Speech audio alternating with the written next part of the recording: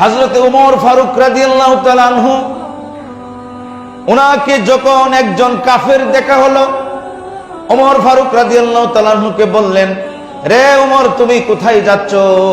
বলে, আবু জাহেল মিটিং করেছে, মুসলমানের নবীকে আমি কতল করার জন্য যাচ্ছি। বলেন নাউজুবিল্লাহ।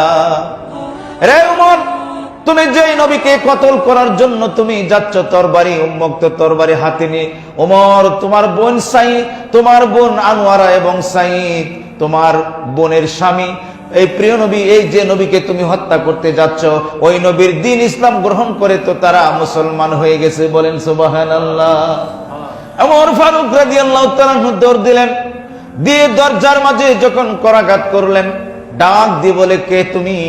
হযরতে ওমর উন্মুক্ত তরবারি। কেমন ওমর? ওমর রাদিয়াল্লাহু তাআলা আনহুর চোখের দিকে যখন কোনো কাফের তাকাইতো, আর তিনি যখন জালালি দৃষ্টি দিয়ে কাফেরের চোখের দিকে তাকাইতো, কিতাবে আসছে এমনিতে 50% লোকটা ভয়ে কম্পন শুরু হয়ে যেত, আর যখন কাছে যাইতো সে ওমর রাদিয়াল্লাহু তাআলা আনহুর ভয়ে কালিমা পড়ে নিত। বলেন সুবহানাল্লাহ। এমন বীর পুরুষ ওমর ডাক দিল, রে বোন, তুমি বের হয়ে যাও। তোমরা কি পড়তেছিলে? বলতেছে, কিছুই না। হযরতে সাঈদ বলতেছে, আমরা আল্লাহর কোরআন পড়তেছিলাম। ওমর ফারুক রাদিয়াল্লাহু তাআলা আনহু বলে, না, এই নবীর ধর্ম ছেড়ে দিবে।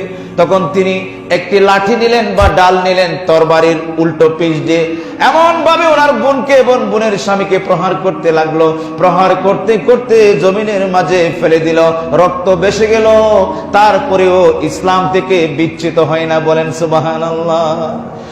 মারতে মারতে, আর এদিকে প্রিয় নবী রাহমাতাল লিল আলামিন মদিনা শরীফের মাঝে প্রিয় নবী হাত তুললেন আর বললেন, আল্লাহ, কিছুদিন পরে বদরের যুদ্ধ হবে, তুমি আমাকে স্বপ্নে দেখিয়েছো। ও মাবুদ, তুমি খাত্তাবের ছেলে ওমরকে কবুল করো, খাত্তাবের ছেলে ওমরকে তুমি ঈমান দান করো। আল্লাহ, আমি তোমার রাসূল, আমি তোমার হাবিব, তোমার কাছে প্রার্থনা করছি, ওই হযরত ওমরকে তুমি দৌলতে ঈমান নসিব করো, হযরত ওমরকে তুমি হেদায়েত করো। বলেন সুবহানাল্লাহ। আল্লাহর নবী যখন এই দোয়া করলেন, দোয়া করার সঙ্গে সঙ্গে হযরতে ওমর রাদিয়াল্লাহু তাআলা চুপ মেরে গেলেন। মারতে মারতে ক্লান্ত হয়ে গেলেন, রক্ত টপ টপ করে বেয়ে বেয়ে পড়ছে। জিজ্ঞাসা করা হলো, রে আমার বোন, আমার ভাই, কেমন ধর্ম গ্রহণ করেছ, কেমন নবীর উম্মত হয়েছ? এত প্রহার করলাম, আমি ওমর যদি কোনো কাফেরের কাছে যাই, আমি ওমর যদি কোনো বীর পুরুষের কাছে যাই, আমি ওমরের ভয়ে তরতর করে কাঁপে। শুধু কাঁপে না, আমি ওমরকে দেখে এমনকি বাঘ পর্যন্ত পলায়ন করে। আমি হযরতে ওমরকে এত ভয় করে। আমার ভাই বোনেরা, তোমরা কেমন নবীর উম্মত, কাকে ভালোবেসেছো তোমরা? আমার প্রহারেও তোমরা এই দিন ধর্ম ছাড়লে না। চলো, আমাকে ওই নবীর দরবারে নিয়ে চলো। বলেন সুবহানাল্লাহ।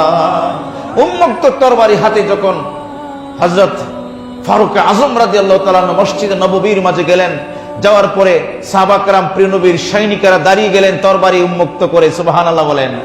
ওমর ফারুক রাদিয়াল্লাহু তাআলা আনহুকে ভয় করেছে।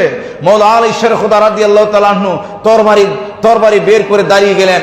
ইয়া রাসূলুল্লাহ, আপনাকে আঘাত করলে, যদি ওমর না, যদি সারা পৃথিবী আপনাকে আঘাত করে, আমি মাওলা আলী আপনার সামনে ডাল হয়ে আছি। বলেন সুবহানাল্লাহ। হযরত সিদ্দিক আকবর রাদিয়াল্লাহু তাআলা আনহু দাঁড়িয়ে গেলেন। এভাবেই যারা নতুন সাহাবী ছিলেন তারা দাঁড়িয়ে গেলেন। সালমান ফারসি রাদিয়াল্লাহু তাআলা সবাই দাঁড়িয়ে গেলেন। তখন ওমর ফারুক প্রিয় নবী বলছেন, না, তোমরা ছেড়ে দাও। বলেন সুবহানাল্লাহ। প্রিয় নবী জানতো নি, কি বলেন আপনারা? প্রিয় নবী জানতো নি। প্রিয় নবী সমস্ত জ্ঞানের মূল, সমস্ত জ্ঞানের উৎস, সবকিছুর মূল। কিন্তু আমরা বুঝি না আর কি, আমরা মনে করি আমরা হাত পাও চোখ নাক আছে, প্রিয় নবী তো আমাদের মতো। বলেন নাউজুবিল্লাহ। রাহমাতাল লিল আলামিন হযরত ওমর রাদিয়াল্লাহু তাআলা আনহুকে বললেন, রে ওমর, তুমি এসেছো। হযরত সিদ্দিক আকবর রাদিয়াল্লাহু তাআলা আনহু বললেন, ইয়া রাসূলুল্লাহ, আমি সামনে যাই। প্রিয় নবী বললেন যে না।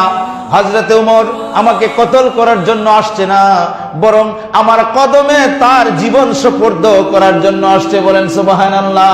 হযরত ওমর তরবারিটা নিয়ে হাঁটু গেড়ে বসে পড়লেন, আর প্রিয় নবী রাহমাতুল লিল আলামিন আঙ্গুল মোবারক দিয়ে যখন হযরত ওমরের মাথার মাঝে ধরলেন, হযরত ওমর কেঁদে ফেললেন আর বললেন, ইয়া রাসূলুল্লাহ, ইয়া হাবিবাল্লাহ, আর কোনোদিন আপনার বিরুদ্ধে যাব না, তাড়াতাড়ি আমাকে কালিমা পড়ে দেন। কলেমা পড়ে হযরত ওমর মুসলমান হয়ে গেলেন। বলেন সুবহানাল্লাহ।